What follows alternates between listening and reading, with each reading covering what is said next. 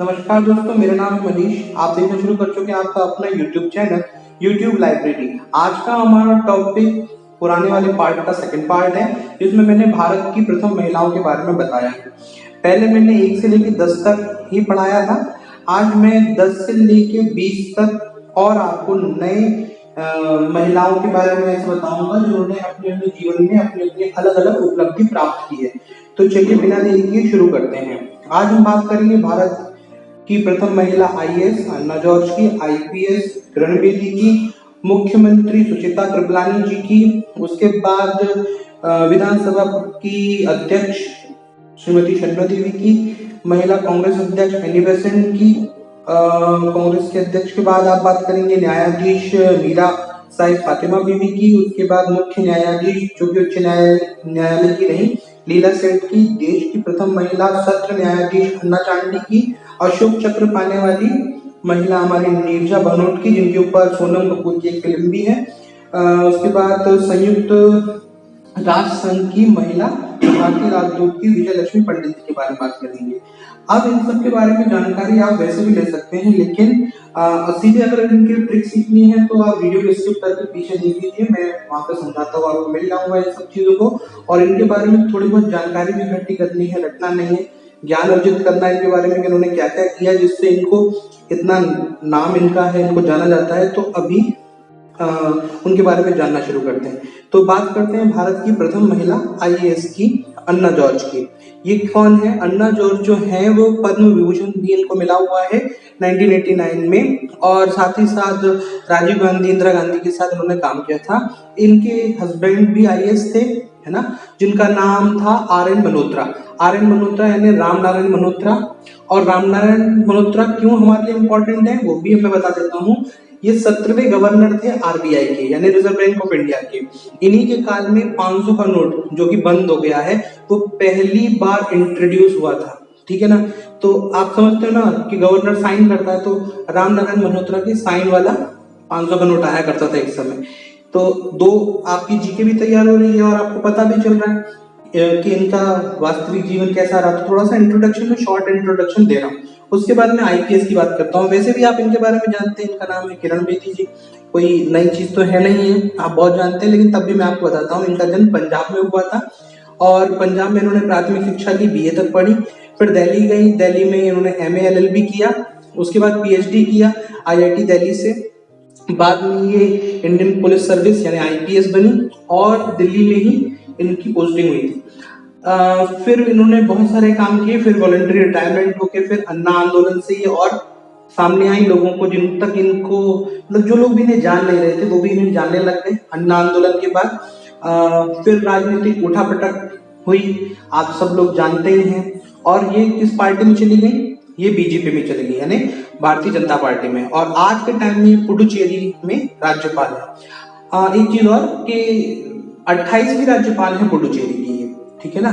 इससे पहले भी 27 हो चुके हैं, तो इसलिए मैंने उसको भी आपको बता दिया। साथ ही साथ इनको 2 अवार्ड मिले हैं जो कि खास ख्याति रखते हैं। एक है यूनाइटेड नेशन की तरफ से मिलने वाला है, यानी अमेरिका की तरफ से मिलने वाला है यूनाइटेड नेशन मेडल, जो कि इनको 2004 में मिला। बिल्कुल लेटेस्ट तो नहीं कह सकते, लेकिन हाँ एक अवार्ड ये है। और Ramon Magsaysay award. Ramon Magsaysay कौन है? ये फिलीपींस के 3रे प्रेसिडेंट हैं, ठीक है, ये तो आपको मालूम है। साथ ही रेमन मैग्सेसे अवार्ड को एशिया का नोबेल भी कहा जाता है। ये एक आपका जीके हो गया। इनको 1994 में फिलीपींस की सरकार ने रेमन मैग्सेसे अवार्ड दिया था, ठीक है। यहाँ पर मैंने आईपीएस किरण बेदी की बात कर ली। अब किरण बेदी जी के बाद कौन आता है? उसके बाद मैंने आपको बताया प्रथम महिला मुख्यमंत्री सुचित्रा कृपलानी के बारे में बात करेंगे। कृपलानी जी उत्तर प्रदेश से आती हैं, फ्रीडम फाइटर हैं, पॉलिटिशियन हैं, 4थी सीएम उत्तर प्रदेश की हैं और भारत की प्रथम सीएम महिला है। यानी अब आप ये समझ लो, जो भारत की प्रथम सीएम है वो मतलब समझ लो उत्तर प्रदेश की तो पहली होगी, इतना तो जनरल आईक्यू लगा ही लेना। फिर अब बात करते हैं उनके पति की। उनका नाम है जेबी कृपलानी, जिनका मतलब व्यवहारिक नाम आचार्य कृपलानी। आचार्य कृपलानी से उनको जाना जाता है।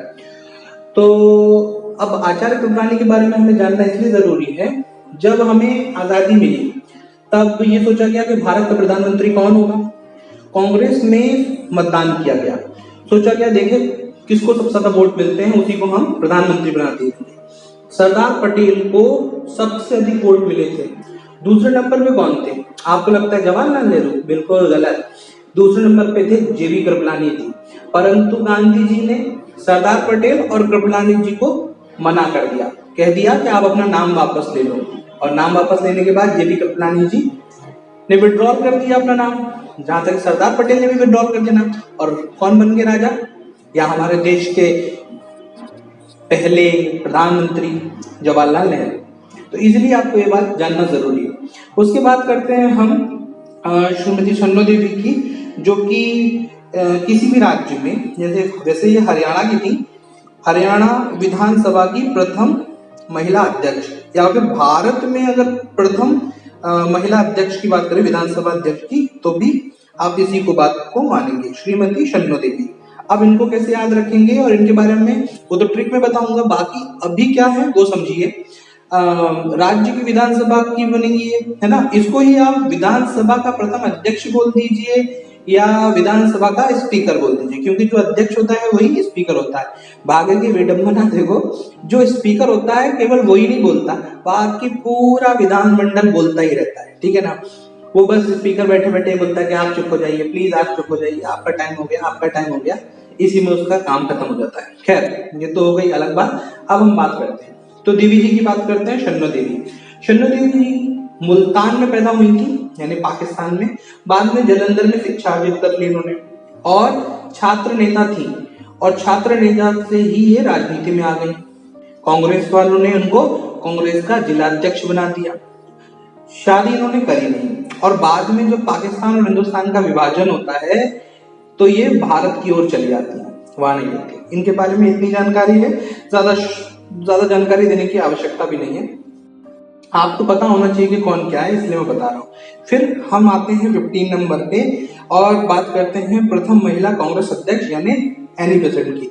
इनके बारे में बहुत कुछ है बताने को, ठीक है ना, इतना कुछ कि अलग से वीडियो बना दूं तो भी आराम से काम चल जाए, लेकिन एनी बेसेंट के बारे में हम कभी और चर्चा करेंगे। आज तो ट्रिक पढ़ रहे हैं तो केवल इनका एक शॉर्ट इंट्रो लेते हैं। ये इनका जन्म लंदन में हो गया, ठीक है, लंदन में पैदा हुई, फिर भी ये भारत आती है, भारत में इतना काम करती है इसलिए हमारे लिए ज्यादा रोचक हो जाती है। लंदन में जन्म हुआ, पिता डॉक्टर थे और गणित और दर्शन में भी रुचि रखते थे। अब रुचि रखने के कारण भाई सीधी सी बात है, घर में जैसा माहौल होगा बच्चा उसके प्रति आकर्षित हो जाएगा। तो ये अपने आप ही दर्शन के प्रति यानी लिटरेचर के प्रति आकर्षित हो गई। बचपन से इन्होंने सब कुछ पढ़ा है ना, थोड़ी सी धार्मिक प्रवृत्ति भी आ गई। अब इसी कारण से क्या हुआ, सब कुछ अच्छा चलता रहा, लेकिन बचपन में इनके पिताजी गुजर गए। पिताजी गुजरने के बाद दो महिलाएं बची, एक तो माँ इनकी और ये स्वयं। बड़ी हालत खराब, फाइनेंशियल स्टेटस या आर्थिक स्थिति बिल्कुल गड़बड़ा गई। बाद में इनकी माता इन्हें हेरो नामक एक शहर ले आई, जहां पर एक लेडी जिनका नाम मिस मैरियट है, उन्होंने इनका लालन पोषण किया। बाद में जब ये बड़ी हुई तो इनका विवाह कर दिया गया। विवाह हुआ ऐसे व्यक्ति से जो महिलाओं के प्रति बड़ा ही संकुचित विचार रखता था। उससे इनको 2 बच्चे तो हुए, लेकिन धीमे धीमे इनको लगा कि मैं इसके साथ रह नहीं सकती, क्योंकि ये स्वच्छंद और स्वतंत्र प्रवृत्ति की थी और वो महिलाओं पे बहुत अंकुश लगाते थे। फिर क्या होना था, तलाक ले लिया। तलाक लेने के बाद इनकी आर्थिक स्थिति फिर से कमजोर हो गई। अब इनके सामने 2 समस्याएं थी।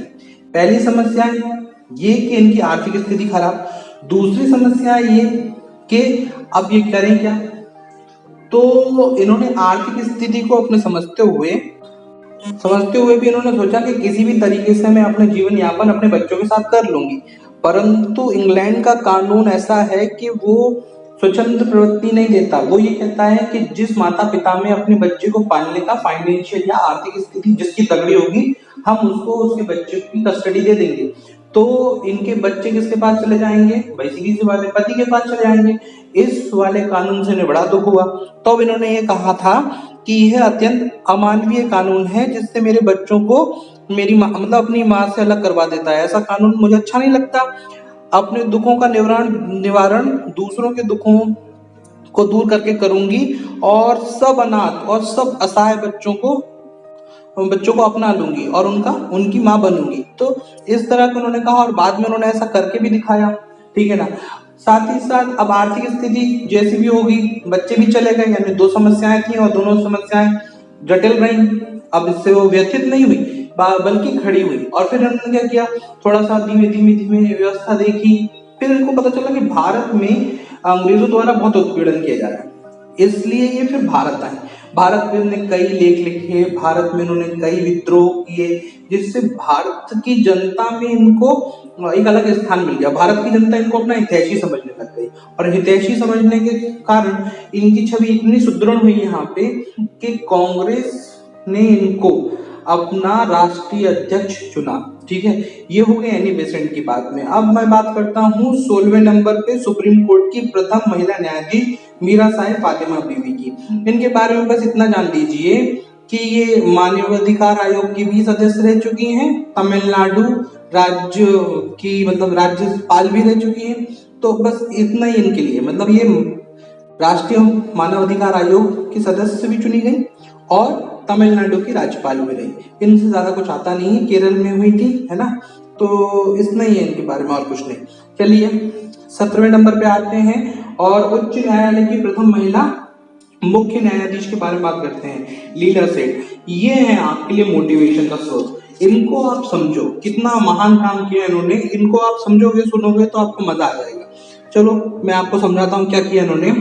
भारत में उच्च न्यायालय की मुख्य न्यायाधीश बनी, ये प्रथम बनने वाली है, ये तो आपको मालूम ही है जो मैं बता रहा हूँ। दिल्ली हाई कोर्ट की भी पहली न्यायाधीश बनने का गौरव भी इन्हें प्राप्त है, और तो और हिमाचल प्रदेश की भी पहली न्यायाधीश यही बनी। यानी अगर मैं बात करूं तो दिल्ली उच्च न्यायालय की न्यायाधीश बन रही है मुख्य न्यायाधीश, दिल्ली हाई कोर्ट की पहली न्यायाधीश भी बन रही है, और हिमाचल प्रदेश की भी पहली न्यायाधीश बन रही है। दिल्ली, हिमाचल प्रदेश और उच्च न्यायालय, है ना। ऐसा समझ के चलिए, आप दिल्ली हाई कोर्ट का ही एग्जांपल लीजिए, वो एक ही बात है, लेकिन अलग अलग तरीके से अगर पेपर में आएगा तो आपको मालूम होना चाहिए। दिल्ली, हिमाचल, ऐसे याद रखो। और दिल्ली हाई कोर्ट को ही उच्च न्यायालय बोल रहे हैं लोग, ठीक है ना। तो अब आगे बढ़ते हैं, अब समझते हैं।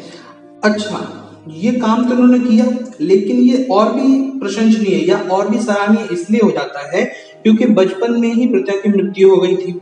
घर वालों ने माँ के साथ इनको भी बेघर कर दिया। जरा सोचिए कैसे इन्होंने संघर्ष किया होगा।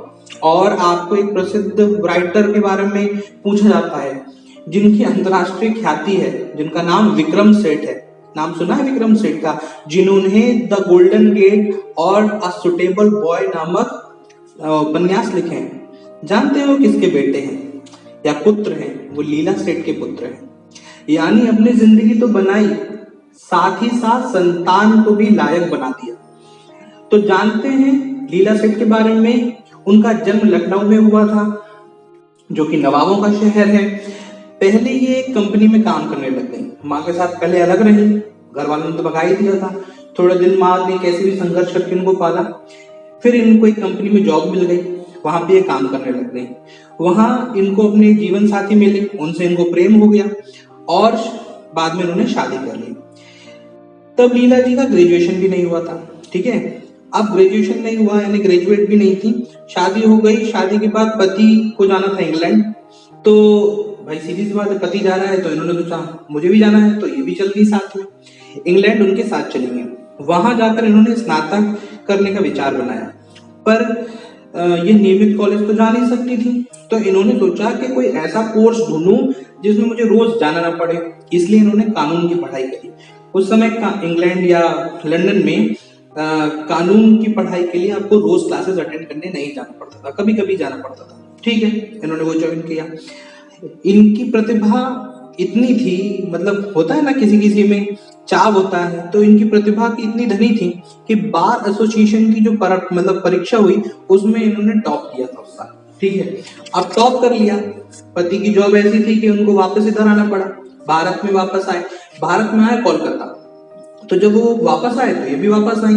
अब ये खाली नहीं बैठी, यहाँ पर उन्होंने कलकत्ता में पहले वकालत शुरू करी और बाद में नौकरी के सिलसिले में जब पति कहाँ गए अपने पटना, तो ये पटना में जाके ये करने लग गई, यही प्रैक्टिस जो वकालत की प्रैक्टिस होती है। और सतत प्रयास करते करते आखिर में क्या हुआ, दिल्ली की वकालत करी और एक फैसला है जो इनका बहुत ही गौरव करने वाला है। संयुक्त परिवार में लड़कियों को पिता की संपत्ति में बराबर की हिस्सेदारी दिलाने का जो नियम है या जो कानून है उसमें इनका बहुत बड़ा योगदान है, वो इन्हीं के द्वारा पास किया गया। ठीक है ना, यानी अपनी प्रोफेशनल और पर्सनल लाइफ को इन्होंने काफी अच्छी तरह से मेंटेन किया। ठीक है ना, बैलेंस करके चली। और आखिर में जब ये सबसे सेवानिवृत्त हुई, सब कुछ कर चुकी थी, तब इन्होंने 2010 में एक किताब लिखी थी जिसका शीर्षक था we the children of India. यानी जैसे कि हम उद्देशिका पढ़ते हैं ना संविधान की, तो वो क्या है, वी, समझ रहे हैं ना, we the people of India. तो इन्होंने लिखी थी we the children of India, जो कि बच्चों को भारतीय संविधान की उद्देशिका यानी प्रियम्बल को समझाती है। चलिए, अब ऐसे तो इनके बारे में बहुत बातें हैं, लेकिन यहीं पे विराम देते हैं और 18वें नंबर पे चलते हैं। 18वें नंबर पे है प्रथम महिला सत्र न्यायाधीश। कौन है, अन्ना चांडी, जो कि केरल से आती है। इनके बारे में समझते हैं, ये कौन है। अब देखिए, इसमें आपको ज्यादा कुछ नहीं समझना है, बस इतना समझिए इनका जन्म त्रावणकोर में हुआ था।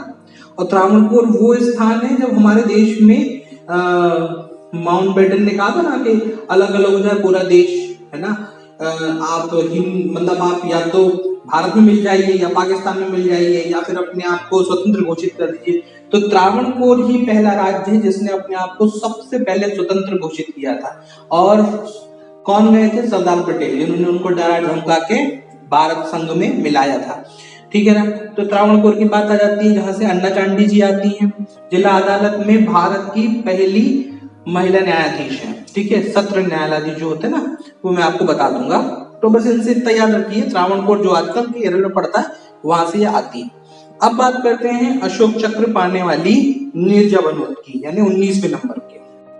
इनकी तो पूरी एक फिल्म बनी हुई है नीरजा बनोट के नाम से, है ना, जिसमें सोनम कपूर ने एक्टिंग करी है, आप वो देख सकते हैं। लेकिन समझते हैं अशोक चक्र क्या होता है। अशोक चक्र भारत का शांति के समय दिया जाने वाला सबसे ऊंचा वीरता पदक है। यह सैनिकों को और असैनिकों को असाधारण वीरता बलिदान के लिए दिया जाता है। कौन देता है, राष्ट्रपति देते हैं। ठीक है, अब नीरजा बनोट की बात करते हैं, इन्हें क्यों मिल गया। ये विमान परिचारिका थी। दिन था 5 सितंबर 1986 का। एक उड़ान चलने वाली थी जिसका नाम था पैन एम 73, मुंबई से न्यूयॉर्क, जिसका एक स्टेशन था कि वो मुंबई से चलेगी और कराची में रुकेगी। तो जब वो चलती है तो कराची में जाकर 4 आतंकवादियों ने उसको हाईजैक कर लिया। नीरजा बनोट भी उसी में थी। जब इन्हें पता चला कि आतंकियों ने इसको हाईजैक कर लिया है, तो उन्होंने तुरंत ही अपने क्रू मेंबर्स को कॉल किया और उनको भगा दिया कॉकपिट में से। बाकी अब बची नीरजा बनोट और जितने भी पैसेंजर थे वो। अब सबसे सीनियर थी तो पैसेंजरों की भी रखवाली करनी थी। कैसे भी करके इनके पास एक युक्ति हुई जिसने एक गेट खोला इन्होंने, और गेट खोल के सारे पैसेंजरों को आजाद करवाया। जब पैसेंजरों को आजाद करवाया तो ये भी कर सकती थी कि सबसे पहले गेट खोला और खुद ही भाग जाती, लेकिन इन्होंने वीरता दिखाई, है ना, और जनसाधारण के लिए जीने का प्रयास किया और सबको निकाला। एक बच्चे को आखिरी में देखा, जो वहां के आतंकवादी थे उन्होंने गोली चलाई, गोलियों की बौछार हुई, उस बच्चे को बचाने के लिए बीच में आई और इनकी मृत्यु हो गई। और ऐसी वीरता के कारण भारत, पाकिस्तान और अमेरिका, इन तीनों देशों ने इनको अपने अपनी तरह से अवार्ड देकर इनको मतलब नवाजा या इनका मतलब क्या हो सकते हैं उसको ट्रिब्यूट किया, है ना। तो भारत ने इन्हें अशोक चक्र दिया, पाकिस्तान ने तमगा इंसानियत दिया और अमेरिका ने इन्हें जस्टिस फॉर क्राइम अवार्ड दिया था। ठीक है ना, मैं फिर से बता देता हूँ, भारत ने अशोक चक्र, पाकिस्तान ने तमगा इंसानियत और अमेरिका ने जस्टिस फॉर क्राइम अवार्ड दिया। और इसी कारण आज भी इन्हें मतलब अगर इनकी ख्याति अगर फेमस किस नाम से है तो इन मर तो गई, लेकिन इतना वीरता और इतना अतुलित बलिदान दिया, इसलिए इनको आज भी हीरोइन ऑफ हाईजैक के नाम से जाना जाता है, क्योंकि हाईजैक हुआ था और उसी में इन्होंने बलिदान दिया, तो इनको हीरोइन ऑफ हाईजैक कहा जाता है। अब बात आती है 20वें नंबर पे संयुक्त राष्ट्र संघ की महिला भारतीय राजदूत की, जिनका नाम है महिला विजय लक्ष्मी पंडित, है ना। अब ये महिला कौन है? विजय लक्ष्मी पंडित जैसी आए वैसी समझ लो। भारत के प्रथम प्रधानमंत्री कौन? जवाहरलाल नेहरू। उनकी बहन कौन है? विजय लक्ष्मी पंडित जी है, ठीक है। इनके पति का नाम कौन है? सीताराम पंडित जी। ये वकील थे और पति ने और इन्होंने दोनों ने स्वतंत्रता संग्राम में काफी योगदान दिया। उसी योगदान के चलते पति को लखनऊ जेल में, यानी सेंट्रल जेल जो लखनऊ की, उसमें बंद किया गया, जहां पर उनका निधन हो गया था। ये अपने जीवन को देश के लिए समर्पित कर चुकी थी और बाद में जब भारत मतलब आजाद होता है तो यूएन यानी यूनाइटेड नेशन की जो अध्यक्ष हैं उस पद के लिए भारत की ओर से इनका नाम दिया गया, जिसमें यूनाइटेड नेशन मतलब ऐसे समझ लीजिए कि भारत की तो ये पहली राजदूत है यूएन के लिए, यानी यूनाइटेड नेशन की पहली भारत की तरफ से तो ये है ही, विश्व की भी ये पहली महिला है जो यूएनओ यानी यूनाइटेड नेशन की अध्यक्ष रही थी, ठीक है ना। अब इनकी मैंने आपको सारी जानकारी तो दे ही दी है। अब मैं बात कर लेता हूँ ट्रिक की। तो चलिए जल्दी से ट्रिक पर आते हैं और ट्रिक को समझते हैं कि कैसे कैसे ट्रिक है। और ट्रिक में मैं बताता हूँ आपको, जैसे पहला वर्ड है, कहाँ पर आ गए हम, ये देखिए आईएएस। आईएएस आपको मालूम है जब भी हम बात करते हैं आईएएस की तो आपको याद आता है कौन का नाम, आपको याद रखना है आईएएस कौन है, अरविंद केजरीवाल, ठीक है ना, ऐसे याद रखो। और अरविंद केजरीवाल को हम कैसे जानते हैं? अन्ना की वजह से, ठीक है। अरविंद मतलब आईएएस आए तो आपको अरविंद केजरीवाल को याद रखना है। और उसके बाद किसकी वजह से जानते हो? अन्ना की वजह से। वैसे हम कौन जानते थे? तो अन्ना से आईएएस से अरविंद और अरविंद से अन्ना, ऐसा रिलेशन बना लो और अन्ना जॉर्ज को याद रख लो। उसके बाद भारत की प्रथम महिला आईपीएस। आईपीएस की कोई ट्रिक की जरूरत नहीं है वैसे तो, क्योंकि किरण बेदी है, लेकिन आईपीएस में पहला वर्ड है आई। तो हमने सुना है ना कि तुम मेरी आंखों की रोशनी हो, तो रोशनी मतलब किरण ही होता है। तो आईपीएस में किरण बेदी, ऐसे याद रख सकते हो, वैसे इसकी जरूरत नहीं है। देखो जब भी आईएएस की बात आए तो अरविंद केजरीवाल को याद रखो, आईपीएस की बात आए तो किरण को याद रखो। अन्ना जब आप याद रखोगे अरविंद केजरीवाल को तो अन्ना अपने आप ही याद आ जाएंगे और आईपीएस में किरण बेदी याद आ जाएंगी, सीधे सीधे। फिर महिला मुख्यमंत्री की बात करते हैं। महिला मुख्यमंत्री में क्या करना है? सुचेता कृपलानी जी को याद रखना है। कैसे याद रखोगे? इसको ऐसे याद रखो कि जो सीएम होता है यानी जो किसी भी एक राज्य का मुखिया होता है, जैसे मैं मध्य प्रदेश में रहता हूं तो यहाँ के शिवराज सिंह जी हैं अभी, तो उनको सचेत रहना चाहिए। जो भी कल्याणकारी योजनाएं संघ द्वारा आती हैं उनके लिए सचेत रहना चाहिए और तुरंत मांगने चले जाना चाहिए। जैसे संघ कुछ भी लाए तो जैसे वो कोई कृपा दे रहा है तो तुरंत सचेत होके वो कृपा लानी चाहिए। क्या मैंने बोला? सीएम को सचेत होके कृपा लानी चाहिए, सचेत और कृपा लानी चाहिए, यानी सुचेता कृपलानी। कहां से आती है सुचेता कृपलानी जी? उत्तर प्रदेश से आती है।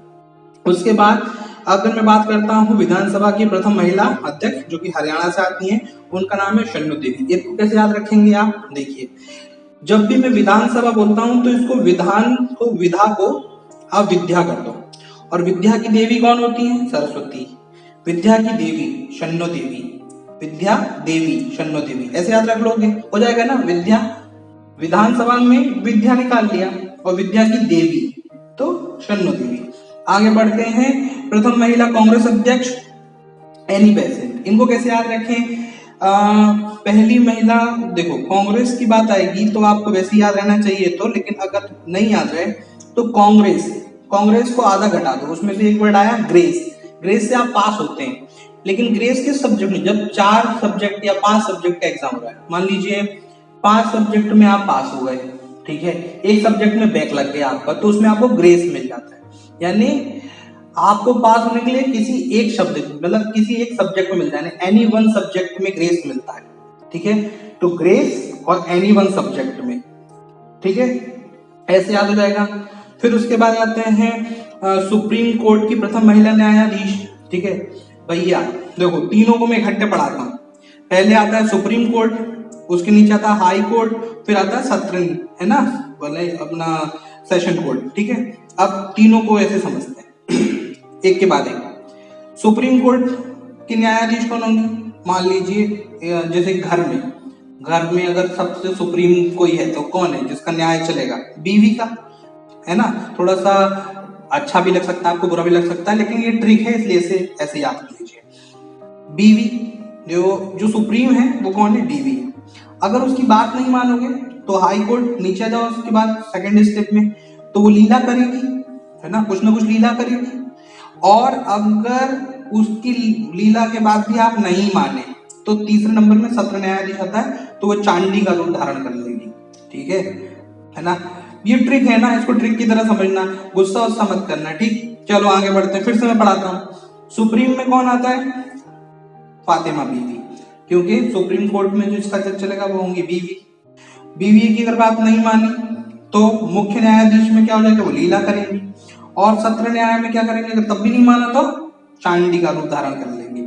चलिए, अशोक चक्र पाने वाली नीरजा भनोट के बारे में बात कर लेते हैं।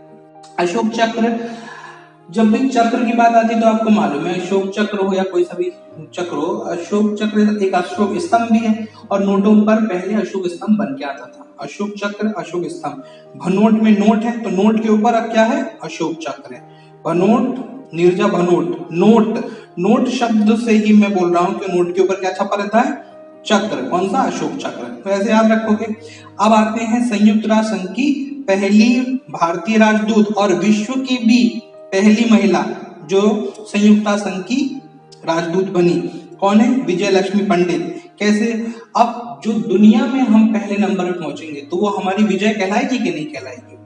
अगर हम दुनिया में किसी चीज के लिए सबसे पहले गिने जाते हैं, यानी यूएन में इससे पहले कोई भी महिला नहीं थी, जब हमने पहले पहुंची तब वहां पे विजय लक्ष्मी पंडित जी पहुंची। तो आप कैसे याद रखोगे, हमारी विजय हो गई।